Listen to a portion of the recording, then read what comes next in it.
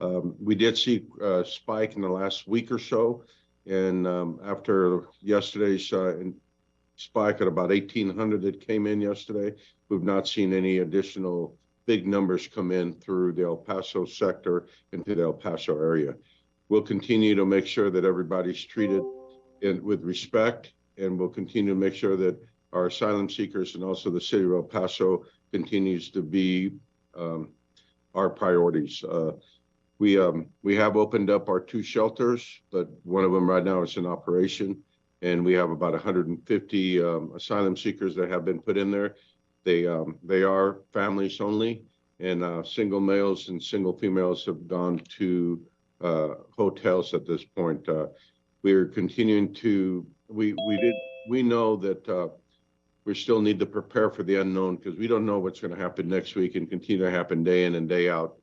We are continuing to work really close with the Border Patrol. We're continuing to work really close with Customs and Protection, ICE, and all organizations in El Paso. We actually have had a very smooth transition as Title 42 has lapsed and we've gone to Title 8.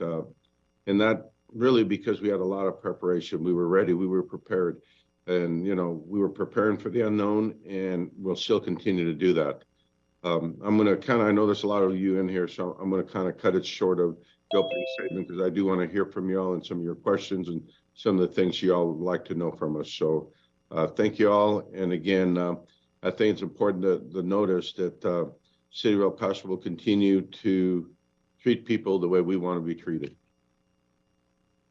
Thank you, Mayor.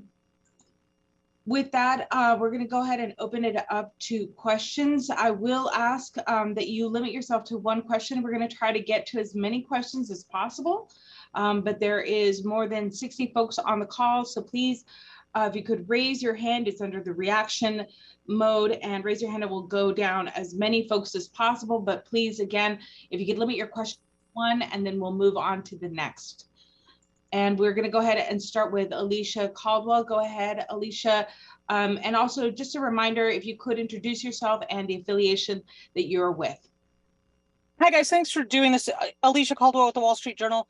Can you tell us how many people are in hotels, and have you started busing, and how many folks have left the city to your knowledge, considering that the church grounds, of course, have now been cleared and almost 1,000 people surrendered to Border Patrol agents? But how many have left, and how many do you have in hotels?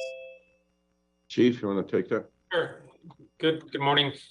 Right now, we have not commenced any chartering operations. We are sheltering about 150 folks between the Bassett School and 1 other hotel.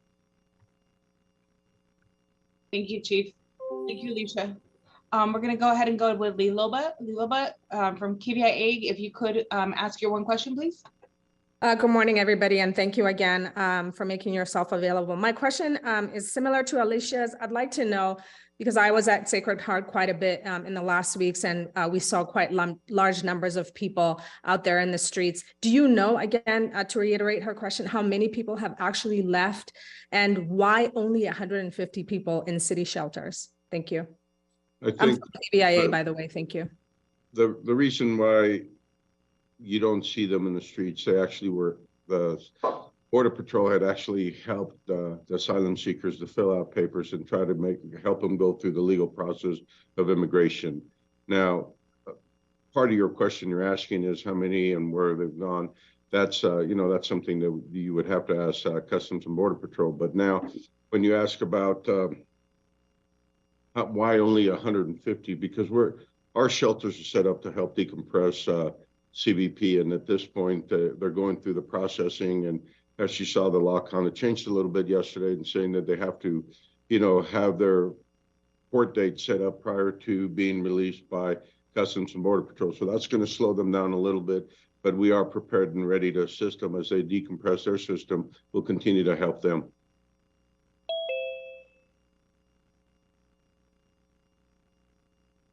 Thank you, Mayor. And next in queue is going to be Marianne Martinez. Marianne, if you could advise us who you're with.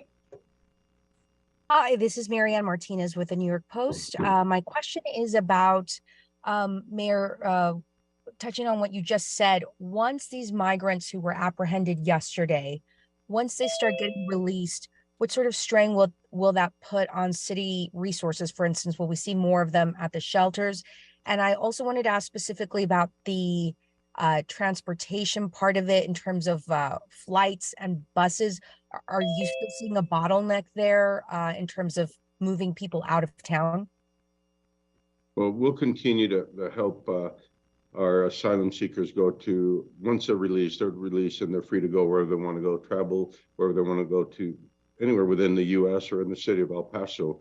And we'll be there to help them and help them arrange that. Where we're going and where they're going, we don't know that today because we talk to them and then we help them arrange that and set it up. So for us to know where they want to go, we don't have a pre-manifesto of that at this point. Thank you, Mayor. Next in queue is Salome Ramirez. Salome. Hi, Mayor. Thank you for your time. I wanted to touch on that 150 people at the shelter because there's still hundreds of people waiting to be processed. Do you expect that in the next couple hours, those shelters are going to be filled up? Or have you received information about needing to increase the capacity of the shelters and opening others to be able to receive the people that are still waiting to be processed? And I'm going to let the chief answer that because it's coordination through the Office of Emergency Management in coordination with all the, everyone involved. So, Chief. Which one, Mayor? Very good. I'll take it, Chief. Oh, you got it? Yeah, I got it.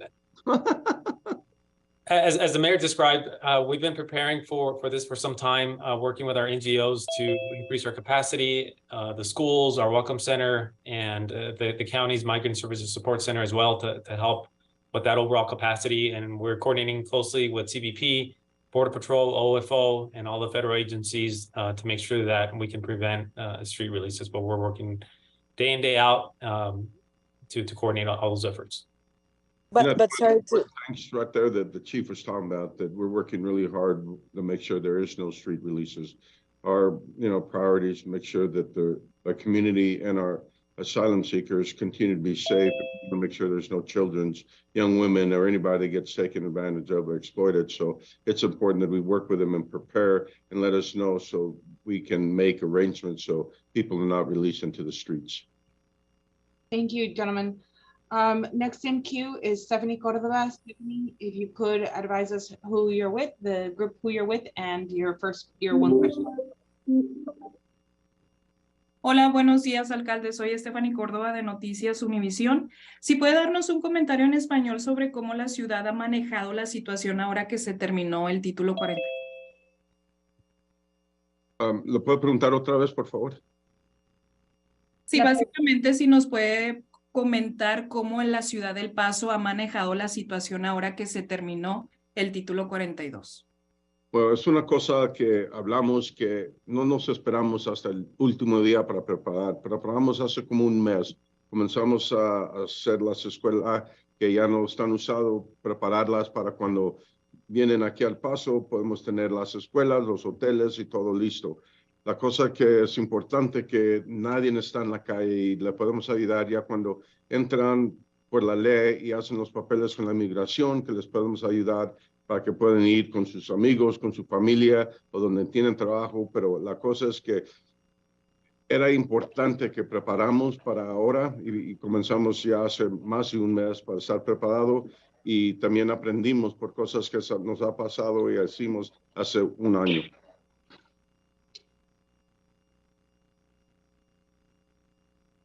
Thank you, Mayor. Gracias, Stephanie. Next is going to be Jennifer Cuevas. Jennifer, if you could introduce yourself and your station as well as your one question. Thank you. Jennifer Cuevas, I'm with KFOX and CBS4. I would like to know what sort of documents the migrants who are at Bassett have. Is that the I-862 form? And just a second part of the question, the migrants, the 150 migrants, were they brought in from the CBP detention facility, from the Yarborough part of the border wall, or from some of the NGOs? Chef Agustino?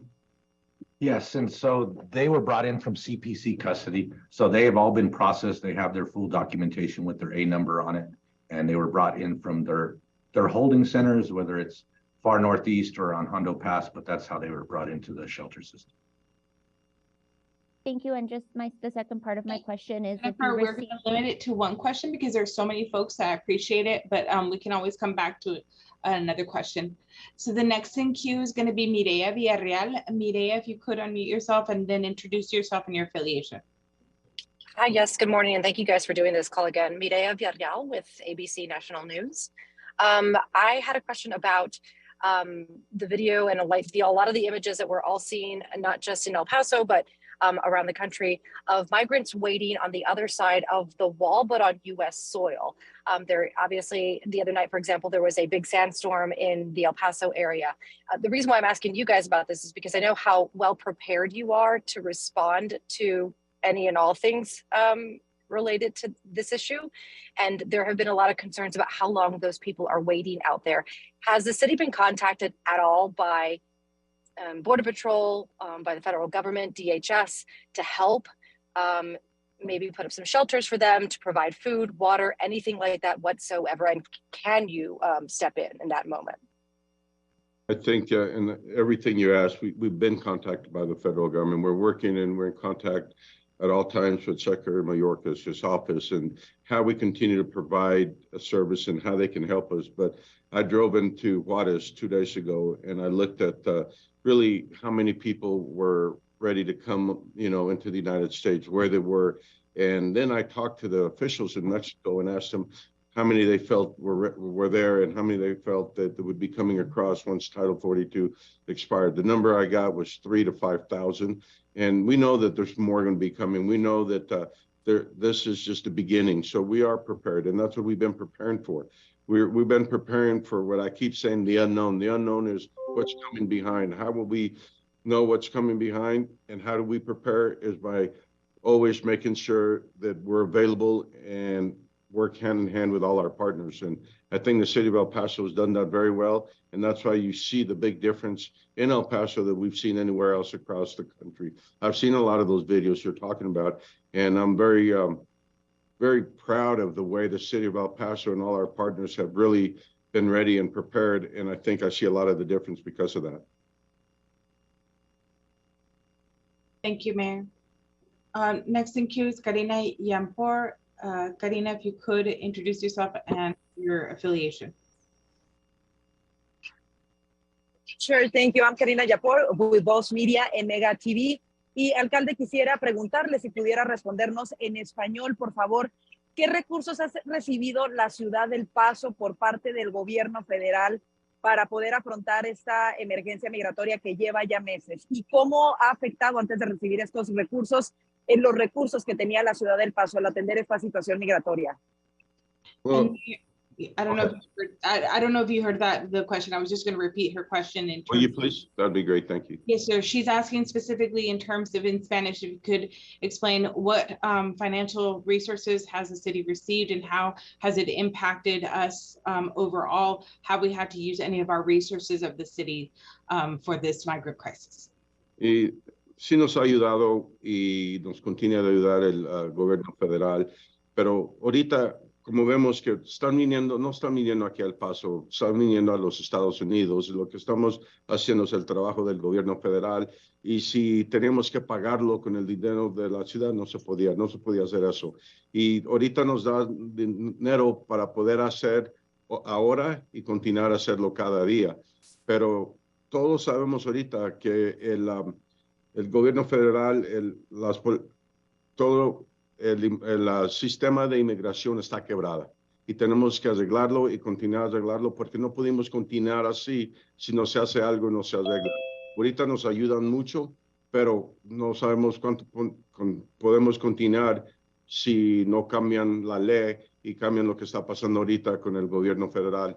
Y es lo que estamos esperando, pero aquí en El Paso sabemos que somos una ciudad de la fronteriza y vamos a ayudar y hacer lo que podemos hacer para tratar a todos como se deben de tratar.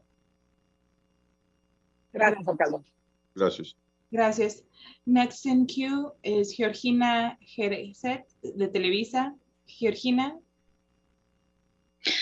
Hola, buenas tardes. Hello, Mayor. My question is, and if you can answer also in Spanish, what is the status of the people that is literally on the middle of the part of El Paso, but also here in Juarez, as the reporter says before, they are waiting like on the middle of the desert, waiting for water, exposed to the heat. So how do you get to the conclusion that they were able to be on the middle, on the process of being sent to El Paso?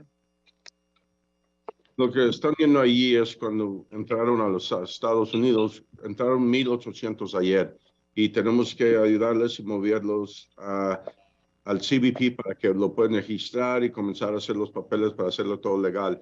Y como digo, vinieron como 1,800 anoche y en la mañana cuando hablé con el director del Border Patrol me dijo que más habían 300 allí, pero para fin de la mañana que ya todos iban a salir de allí y lo iban a llevar, sí, porque lo tienen que poner en un autobús y llevarlo allí con el Border Patrol para que los puedan ayudar a hacer los papeles, para poderle ayudar a hacer todo legal de estar aquí en los Estados Unidos. Thank you. Gracias, alcalde. Gracias. Next in queue is going to be Suzanne. Suzanne, if you could introduce yourself and your affiliation. Hi, Suzanne Gamboa from NBCnews.com, NBC Latino. You kind of touched on this question, but I wanted to ask it a little bit in a different way. How far do you think your finances, your resources, your funding resources will get you if this does go into next week? And at what levels can you be sustained with the funding that you have? Thank you. Chief D'Agostino? So, how long is it going to last? Time will tell. It's about what part of the operation we're doing. Right now, we're very limited in what we're actually providing. We are providing a lot of services, a lot of transportation pieces, local transportation, whether from CBC over to the county's processing center. We're also providing that shelter space that we talked about, but the numbers are truly low at this point in time. So as far as funding, we have plenty of funding at this point in time to continue forward, and that's not really our primary concern at this time. We're just trying to be as judicious as we can to make sure we have those fundings to last us into the coming weeks of operations. And that also depends on how many people are sponsored and non-sponsored. And that'll make a big difference. A sponsor is somebody that has their money or has a sponsor within the U.S. and they bought their ticket moving within the United States. Non-sponsored is people that they don't have money and they don't have anybody they're going to go meet. So it all depends. One thing we are committed to is making sure that we spend every penny wisely to make sure it lasts, because we know that the immigration process is broken. We know it needs to be fixed, and we know there's not a short-term answer right now. Thank you, gentlemen. Next in queue is Andrea Littleton. Andrea, if you could introduce yourself and your affiliation. Good morning, guys. This is Andrea from KTSM. I just wanted some clarification. Yesterday, we received a press release that said law enforcement agencies increased presence throughout the community. As we know, El Paso has been the target of anti-immigrant violence in the past. And so I was hoping that you could clarify the reasoning for the increase in law enforcement agencies, if it's something that the community should be concerned about, or especially our friends in the national media, just the optics of that. Thank you. And one of the things we want to continue to be proactive and make sure our commitment is to the citizens of El Paso, make sure the city of El Paso is safe, and it is safe, and it's continued to be safe. We're working together with a lot of law enforcement partners.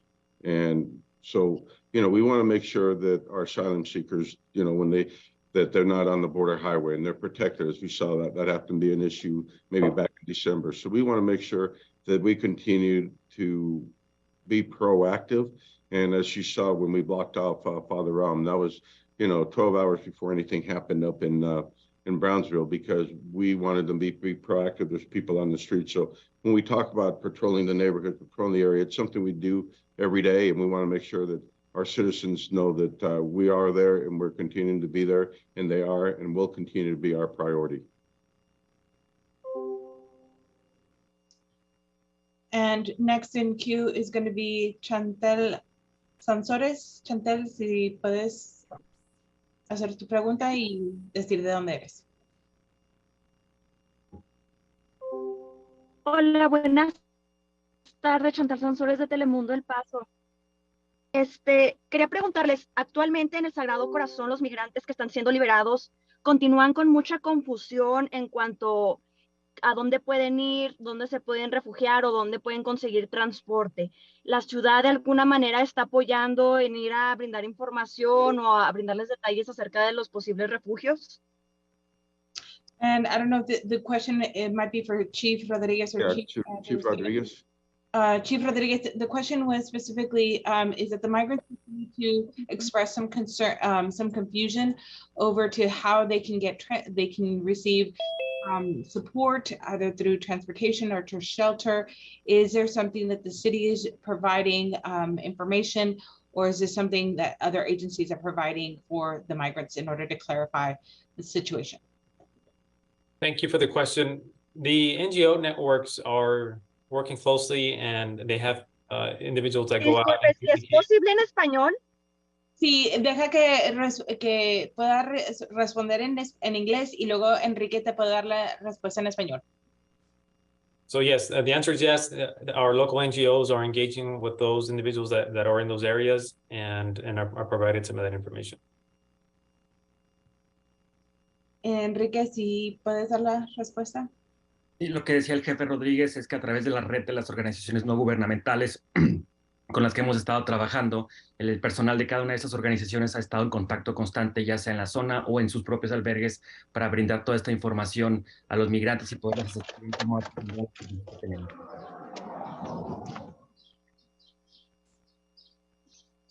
And we have a bit of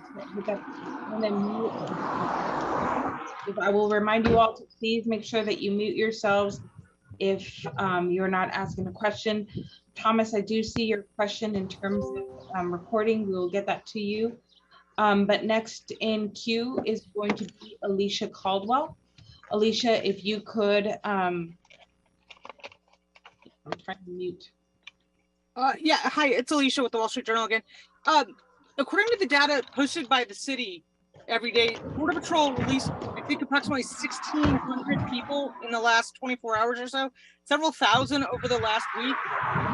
Do we know where they are? Are they all in NGO shelters? Because obviously 150 doesn't match that figure. So can you explain sort of that delta of where those folks may be?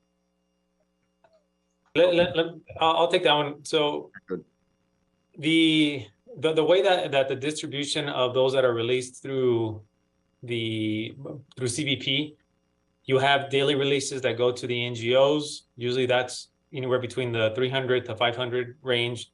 Then you have and then whoever above and beyond that will go to the county's Migrant Services Support Center. So between those two agencies, and then as the operations that we just described earlier that we stood up yesterday, help augment that. But that process is ongoing and happens every day to help facilitate the movement of all those individuals. Thank you, Jorge. I appreciate it. And next in queue is Iker Cesdedos. If you could introduce yourself and your affiliation. Hello, hi. Hola, soy Iker Cesdedos del País, un diario de España. Quería preguntar, el alcalde ha dicho antes, que es una cosa que ha repetido varias veces durante la semana, que el sistema de la inmigración en Estados Unidos está roto. Me gustaría saber qué considera él que hay que hacer para arreglar ese sistema de inmigración.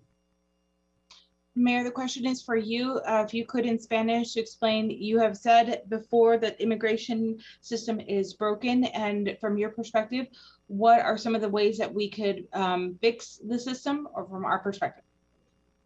Sí, la cosa que para arreglarla y tienen que trabajar con todos los países allí que vienen para aquí, para El Paso, pero cuando vienen a los Estados Unidos, tienen que tener más jueces para hacerlo más rápido, para que no tienen que esperar tanto para agarrar la cita.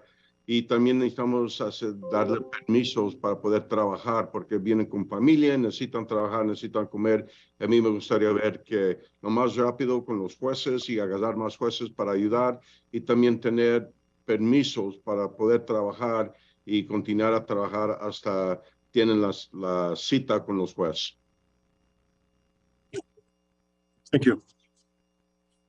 Thank you, Mayor. Next in queue is Jennifer Cuevas. Go ahead, Jennifer. Yes, thank you. Jennifer with KFOX and CBS4. Mayor Leeser, you know, with the new shift in the asylum policies, are you expecting the numbers to decrease in these next couple of days into next week? Can you repeat that for me, Laura, please? Jennifer, can you repeat yourself? Because your audio is very low. We can barely hear you. Yes, I wanted to know if with the new asylum rule that's in place, if you are all expecting a decrease in the migrants arriving. I can take that one. That's what we've been talking about, that we need to prepare for the unknown. We know that the policies have changed. We've gone from Title 42 to Title 8. The difference between Title 42 and Title 8, one of the things is on Title 42, you couldn't apply for political asylum. Now through Title 8, you can. On Title 8, if you do get returned, you will have a minimum of 5 years that you could not return and apply. So there's some things that are going to happen that will be a big difference. But do we know what's coming? Do we know how many is coming? And do we know the mix of single males, families, or we don't know that. And that's why, again, I repeat myself every time I say this, because I think it's important that the city of El Paso is doing a really good job of preparing for the unknown. And so until, you know, we get to, they come in here and we get to talk to them, and then we see what shelters they go into, whether they're unsponsored or sponsored, it's going to make a big difference. But we'll continue to be prepared. But we're not, we do have talked to our partners over there in Mexico, and they'll give us, you know, that they see a caravan of so many coming to help us get prepared, and that's what we'll continue to do. But do we have a number today? We don't, but we know that this is just the beginning of the change of immigration laws. So this is something that will be new to us, and we'll be prepared for it. Chief, did you have Rodriguez? Did you have something to add to that, sir? No, sir. You got it. Thank you. Thank you, sir. Thank you, gentlemen. We do have one quick question, Mayor. If we could go back to the question related to immigration, and your, the question was initially asked in Spanish as to immigration. You've said before that immigration is broken, and what are some of the solutions that you might suggest in order to address the concerns there? You want me to answer that in English In again? English, yes, sir. In English? Yeah, well, you know, we've been talking about the immigration process is broken. And one of the things that's really important that, you know, Congress and Senate need to agree to disagree, and then learn to compromise because this is not just a border issue. It's an issue for all of the, you know, all of the United States. So one of the things I'd like to see as our asylum seekers come into the United States, we need a lot more immigration judges, and those judges that can really bring them, you know, quicker than 4 or 5 years. And also, I'd like to see them have a permit to be able to work and be able to support their family. And I think that's something that needs to be done as they start issuing court dates, so they can come back and be able to support themselves, support the family. And I think that's something that's been really important. When Mayor Adams was here and we went down the Sacred Heart, and we probably had a group of 40 or 50, and we were talking to him, and he asked him, he says, how many of you would like to have a job today? And every one of them raised their hand. And that's what they're here to really help and improve the quality of life for themselves and their family. Thank you, Mayor. Next in queue is Liloba Shitsuro from KBA. Thank you, everyone. Again, I was wondering, Mayor, at the beginning of the news conference, you mentioned that 1,800 migrants had turned themselves in to Border Patrol yesterday. I was wondering how many of that number went to the Las Cruces area or other areas in the state of New Mexico, as far as you're aware? You know, we just, they do share to us the numbers, and then they talked about how they were early this morning that they were down to 300, and they want to make sure that everybody is off that area and goes into the processing centers. Where they take them, that would be a question for CBP, because again, we know that we're going to have to help them decompress the system, and Las Cruces and surrounding areas and NGOs, and of course the city of El Paso, we're all partners, and we all will play a different role as it moves forward. But how it's divided, you'd have to ask somebody at CBP. Thank you, Mayor. And I see no other hands raised at this point in time. And so with that, Mayor, if you wanted to add any final comments, or Chief Rodriguez or Chief D'Agostino, if you wanted to add any additional information, if y'all. You know, I do want to say that I want to thank everybody, of course, for being here, but this is, we know that it's changing, whether it's hourly or whether it's daily, and we don't, you know, tomorrow will bring, but we are prepared to continue to provide a service for the federal government. And that's what people are not coming to El Paso, they're coming to the United States. And we want to make sure we help them and continue to go to their destination and continue to make sure that we provide a service. And the most important part, I keep saying that we're here to provide the service for our community and make sure that our citizens continue to be safe and that our asylum seekers continue to be safe. Chief D'Agostino? No, that's it, Mayor. You summed it up well. You know, we are prepared. We have a lot of resources at our hands. We'll, over the next couple of days, we'll see what those numbers truly bring and how we respond to that. But we are prepared as a community at large, and we're working together, and we're looking to see what the next few days brings us. Thank you. And we do have one more question from Juliana.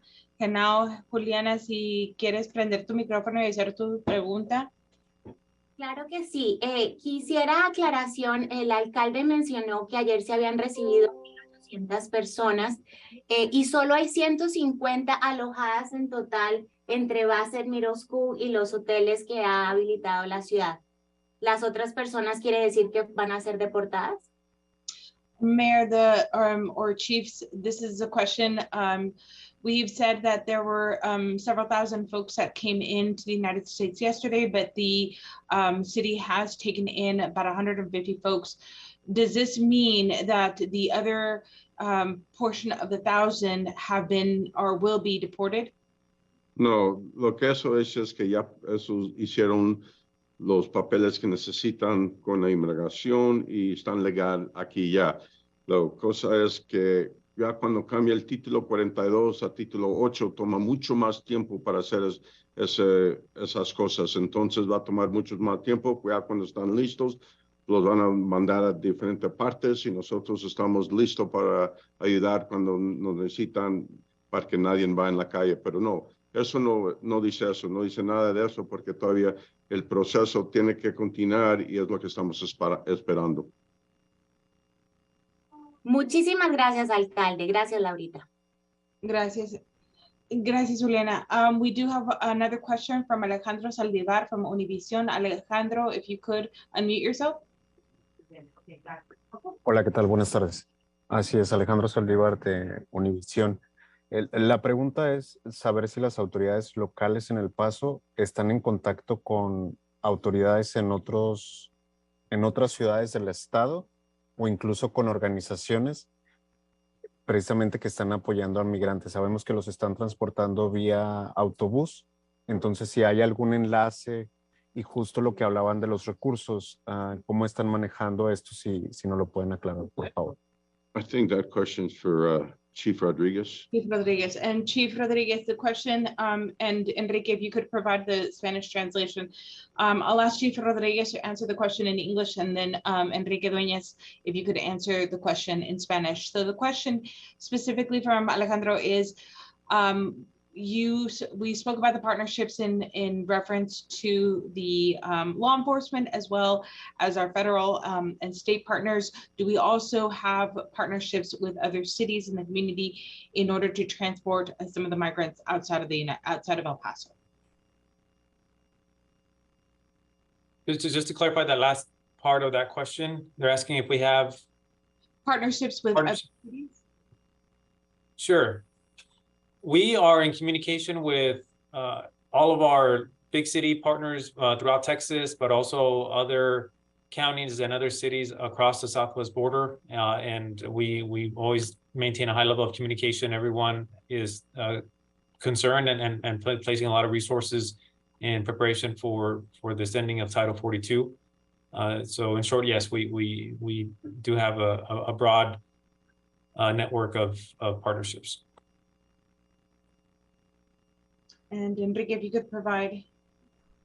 Sí, lo que decía el jefe Rodríguez es que sí, en efecto tenemos alianzas con múltiples ciudades, no solamente las ciudades grandes en el resto de Texas y en otras partes del país, sino también con algunos de los condados que están a través de la frontera suroeste. Esto para establecer esta red de comunicación, estar en coordinación y poder establecer una solución y estar todos en contacto con los mismos tipos de temas a través del país acerca de cómo responder a esta situación.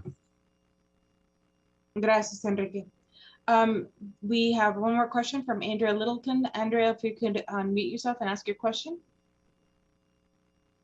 Yes, it's Andrew Litton. I just have one question. With regards to the 150 that you all got yesterday, what is the breakdown on that? Is it mostly family units or single men? I know that you guys had them separated out in the Bassett area, but if you guys could just provide a little bit of update as to the demographics. Chief, can you break that down for us, Chief D'Agostino? They're all family units. The ones at Bassett are all family units. The ones within the hotel system, it's a mix between single males and single females. Thank you, Andrew. And I apologize about your last name. I didn't mean that. Susanna? Yeah, I just want to clarify, just to make sure I'm understanding correctly in terms of the traffic that you're dealing with. Obviously, you have numbers that were not that are not overtaking your space. And if I understood correctly, the belief is that it depends on how much how CBP releases the people, the other thousands that are out there or that they have taken in, how those are released over time. So you all are sort of waiting to see what comes in the next week. Is that correct? I mean, I'm trying to understand why you think it could be more or less. Like, if you could just kind of clarify that just a little bit more. Well, what we're talking about, from Title 8, now that it's in effect, takes quite a bit longer. It takes 2 to 3 times longer to register and go through the legal immigration process. So as they go through that, and then they're able to go through the country, they're in the United States or in El Paso, they'll be released to us. And we don't know how many and when and how fast that could be processed, because the judge that put the new injunction says that unless you have a court date, that you cannot be released into any community and into any area. So that really has changed a little bit of what the pace and how we were expecting it. So we will continue to work with CBP, because we're here for, as they register and go through the immigration process, then we'll be prepared to help them shelter and move on to meet their friends, their families, or go to a job they have prepared across the United States. One thing we'll always do, we'll only send people to where they want to go and not where anyone else would want to send them to. So if I'm understanding, and if I may, Suzanne, I'm sorry. We are again. Yeah, I just want to make sure I understand this last point correctly. If I understand correctly, the things that have happened so far, everybody's sort of breathing some sigh of relief because it wasn't really bad, but really it's the coming days and the effect of the court decisions and CBP's release procedures with Title 8. Does that sort of sum it up correctly? Chief D'Agostino?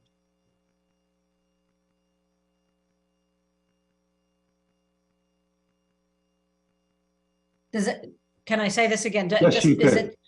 It's really, I mean, a lot of people are sighing relief, but really maybe there may be a larger obstacle to overcome in the coming days. Is that correct? That's exactly it. It's the next coming days will tell, how the releases happen, how they're coming into the community, at what rate, and what the population truly is. So it's going to take time to get a full understanding. Thank you. Thank you, Chief. And I'm going to make this the last question, Ms. Jennifer Cuevas, if you could ask your final question, and then we're going to be closing this out. Yes, thank you. Just one last question. Did the city receive clarification about the I-862 form? Is that counting as an asylum number? And just because your audio is very low, the I-8. Yes, did the city receive clarification about the I-862 form that some migrants received earlier this week? Is that, an asylum number or paper? That has been the existing form. There was confusion on another form that we were seeking clarification on, but the I-862 is the one that has been used previously. So that's the one that we're counting on. Thank you. Thank you very much, everyone. We're going to go ahead and close this out. And Mayor, I know you already gave your final statement, but I do appreciate everybody joining us this morning for this availability. And again, Mayor, I don't know if you had any additional comments, last comments before we close out. I do. I want to thank you for putting this together and an outstanding job. And, you know, it's really important that we talk to the media and continue to talk to our community, and our best way to do that is through the media. So I want to thank you all for being here. And I just want to make sure everyone, and I've said this probably 2-3 times today, that our responsibility is the safety of our asylum seekers, but also make sure we have the safety of our community and El Pasoans. So I thank you all for being here, and y'all have a wonderful weekend. And to all the mothers, happy Mother's Day this weekend. Thank you, Mayor. Thank you all. And again, if you have any trouble with your recording, please contact me via email. Thank you all again.